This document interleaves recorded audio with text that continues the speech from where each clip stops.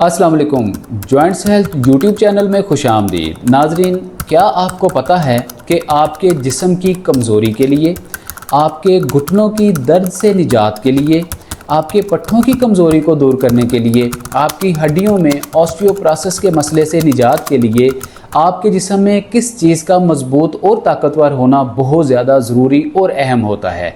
हमारे जिस्म के अंदर बाल से भी बारीक छोटी छोटी नसें होती हैं जिसको मेडिकल टर्म में नर्व्स कहा जाता है। इनका मजबूत होना, ताकतवर होना हमारे जिस्म की कमज़ोरी के लिए, पट्ठों की मजबूती के लिए या घुटनों की दर्द से निजात के लिए बहुत ही इंतहाई अहम और ज़रूरी होता है। नसें हमारे जिस्म में काम क्या करती हैं? नसें हमारे जिस्म में खून प्रोवाइड करने का काम करती हैं। ये हमारे जिस्म के अंदर मुख्तलिफ़ आर्टरीज़ के थ्रू हमारे जिस्म के पाँव के अंगूठे से लेके हमारे सर में मौजूद दिमाग तक जो है खून की सप्लाई में और हमारे जिस्म के दीगर ऑर्गन्स को मजबूत करने में अहम किरदार अदा करती हैं। अगर हमारी नसें किसी वजह से श्रिंक होना शुरू हो जाएं, सिकुड़ना शुरू हो जाएं या इनके अंदर किसी क्रोनिक डिजीज़ की वजह से ब्लड क्लॉट का मसला शुरू हो जाए, खून हार्ड एंड थिक होने की वजह से नसों में ब्लॉकेज होना शुरू हो जाए, तो ये हमारे जिस्म में कमज़ोरी पैदा करती है, नकाहत पैदा करती है, हड्डियों में दर्द पैदा करती है, जोड़ों के अंदर सूजन पैदा करती है, घुटनों में दर्द शुरू हो जाती है और पट्ठों में भी कमज़ोरी आना शुरू हो जाती है। एंटी एजिंग के मसाइल बनना शुरू हो जाते हैं। हमारे जितने भी सीनियर्स 50-60 साल से ज़्यादा की एज के लोग हैं उनको बॉडी लिम्पिंग का मसला शुरू हो जाता है। असाबी कमज़ोरी के साथ साथ वो रोज़मर्रा का कोई काम करने के काबिल नहीं रहते।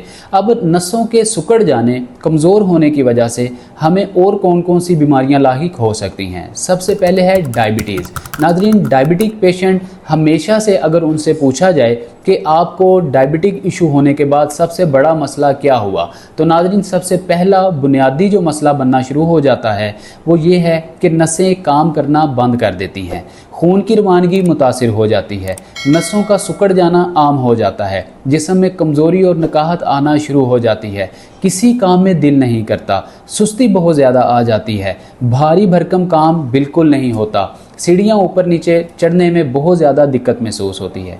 दूसरा बड़ा इसका जो नुकसान है वो ये है कि बहुत सारे पेशेंट को हाई ब्लड प्रेशर का मसला होना शुरू हो जाता है। जितने भी हमारे हाइपरटेंशन के पेशेंट हैं उनमें मोस्ट कॉमन एक जो मसला है वो नसों का सिकुड़ जाना है। जिन लोगों की नसें जो हैं, शरियानें जो हैं वो सिकुड़ना शुरू हो जाती हैं, श्रिंक होना शुरू हो जाती हैं, ऐसे लोगों को हाई ब्लड प्रेशर का मसला जो है कॉमनली देखने को आता है। जिन लोगों की नसें सिकुड़ जाती हैं वो ऐसे ही बिना किसी वजह के ही स्ट्रेस, एंजाइटी, डिप्रेशन में हमेशा मुब्तला रहते हैं। ऐसे लोगों में चिड़चिड़ापन बहुत ज़्यादा आ जाता है। जिन लोगों की नसें सिकुड़ना शुरू हो जाती हैं, खून की रवानगी मुतासिर हो जाती है, खून गाढ़ा और हार्ड रहना शुरू हो जाता है, थिक होना शुरू हो जाता है, ऐसे लोगों के अंदर गुस्सा बहुत ज़्यादा आना शुरू हो जाता है या वो किसी की बात को अंडरस्टैंड नहीं कर पाते। आपकी मेमोरी लॉस जो है ये कॉमन मसला है। बहुत सारे ऐसे पेशेंट जो हाइपरटेंशन के पेशेंट हैं जिनको एंजाइटी और स्ट्रेस रहना शुरू हो जाती है, ऐसे पेशेंट जो हैं बातों को भूलना शुरू हो जाते हैं, उनको कोई बात याद नहीं रह पाती। ऐसे लोग जो हैं जिनकी नसें सिकुड़ना शुरू हो जाती हैं, ऐसे लोगों को मेमोरी लॉस का बहुत ज़्यादा इशू बनना शुरू हो जाता है। तीसरा बुनियादी मसला जो हमारी नसों के सिकुड़ने की वजह से बनना शुरू हो जाता है वो है ब्लड क्लॉट का बनना। बहुत सारे हमारे ऐसे पेशेंट जिनकी नसें सिकुड़ना शुरू हो जाती हैं, उनकी नसों के अंदर एक ऐसी ऊपरी सतह पे वॉल बनना शुरू हो जाती है जो कि थिक एंड हार्ड होती है। उसकी वजह से खून मोटा और थिक होने की वजह से ब्लड क्लॉट बनना शुरू हो जाते हैं। बाज़ औक़ात तो खून की आर्टरीज़ के अंदर, खून की शरियानों के अंदर थोड़े थोड़े छोटे छोटे जो हैं वो गोश्त के लोथड़े, छिछड़े भी बनना शुरू हो जाते हैं। बाज़ औक़ात उनकी ब्लॉकेज की वजह से आपको दिल का आर्जा होने के चांसेस बढ़ जाते हैं, दिल का दौरा पड़ने के मसाइल हो जाते हैं, हार्ट अटैक आने के मसाइल बढ़ना शुरू हो जाते हैं। इसके अलावा आपको अगर यही ब्लड क्लॉट आपके ब्रेन में आ जाए तो आपको ब्रेन हेमरेज होने का भी ख़तरा होता है। इसलिए आपको इन सारी बातों से, इन सारी डिजीज़ से, नसों के सिकुड़ने के मसाइल के जो नुकसानात हैं उनका अंदाज़ा तो हो चुका होगा। अब नसों की सेहत किस कदर ज़रूरी है इसका अंदाज़ा भी आपको बखूबी हो चुका होगा।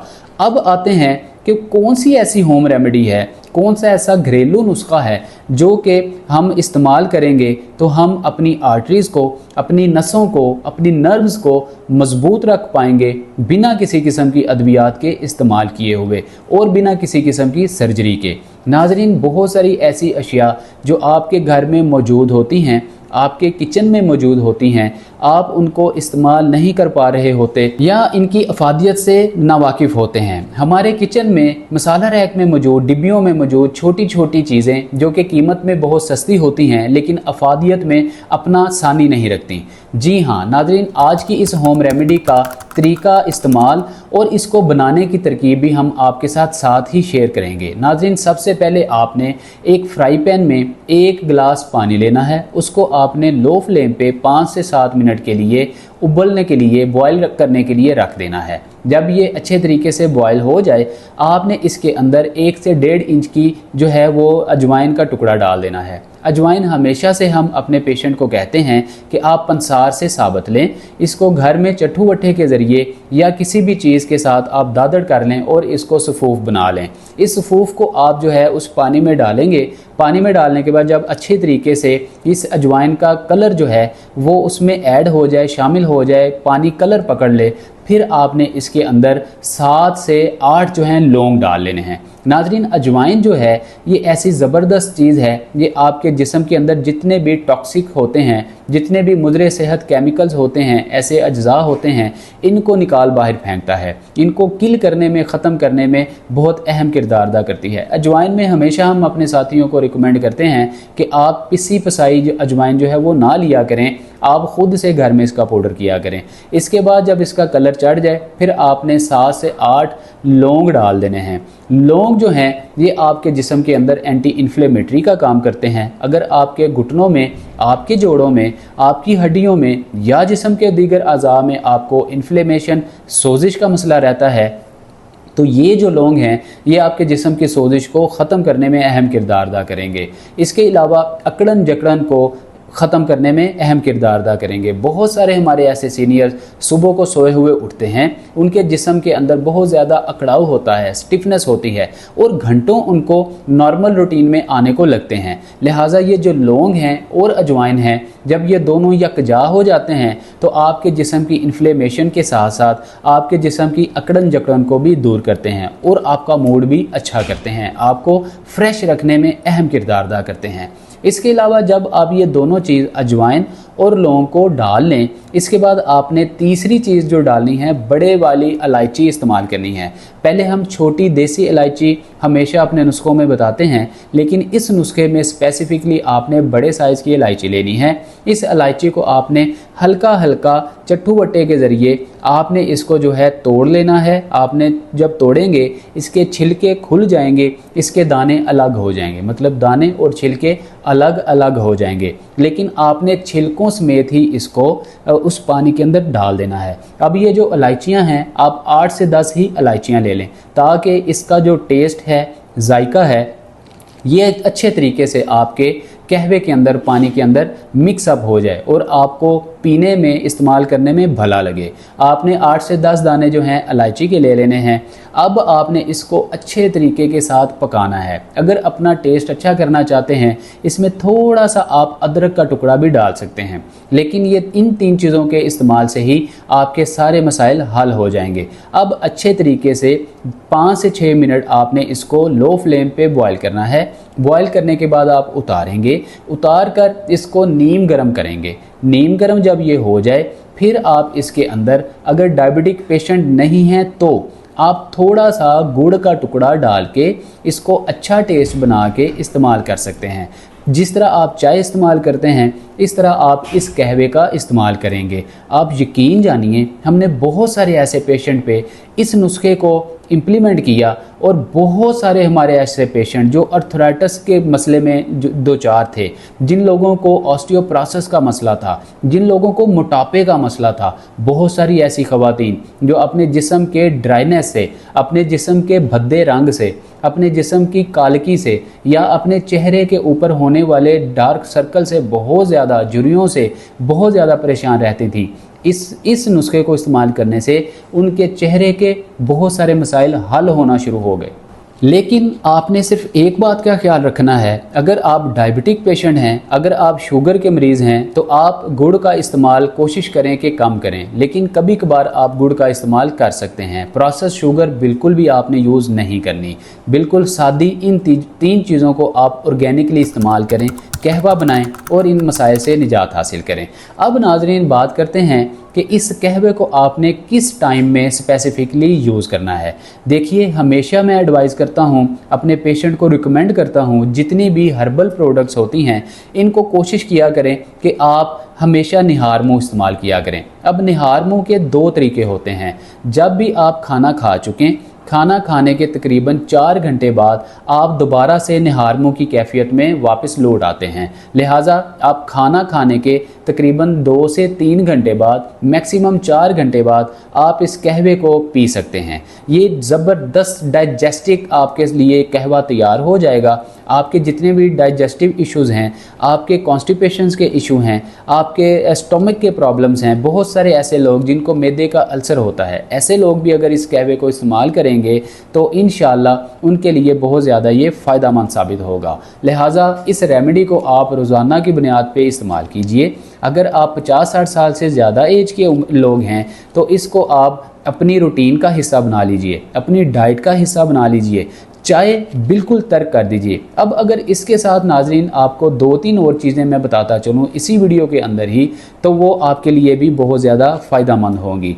नाजरीन, अलसी के जो बीज हैं, अलसी आप तकरीबन आधा चम्मच जो है टीस्पून, वो डेली बेसिस पे इस कहवे के साथ मिलाकर अगर लेंगे तो ये आपके लिए एनर्जी बूस्ट का काम करेगी। इसके साथ आप पम्पकिन सीड अगर लेंगे तो ये भी आपके लिए एनर्जी बूस्टर का काम करेगी। आपकी हड्डियों में से इन्फ्लेमेशन को निकाल बाहर फेंकेगी। आपके जो जितने भी इन्फेक्शंस हैं, आपके घुटनों के अंदर बाज़-औक़ात टिश्यूज़ के अंदर इन्फेक्शन हो चुका होता है, जिसके साथ वैसे ही आपको डेली बेसिस पे इन्फ्लेमेशन रहना शुरू हो जाती है। ज़्यादा देर आप टांगें लटका कर बैठें तब आपको इन्फ्लेमेशन का मसला रहता है। ये सारे के सारे मसाइल आपके अलसी के बीज या इसके साथ आधा चम्मच जो हैं आपके पम्पकिन सीड, जिनको कद्दू के बीज भी कहा जाता है। कद्दू के बीज वो हैं जो ओरिजिनल आका अलैहिस्सलाम की सुन्नत मुबारका है। हलवा कद्दू, घिया कद्दू, बाज़ का लोग उसके भी बीज छोटे छोटे लेके उसको पम्पकिन सीड के तौर पे इस्तेमाल करते हुए दिखाई देते हैं, लेकिन आपने लेने हैं हलवा कद्दू के बीज, पम्पकिन सीड।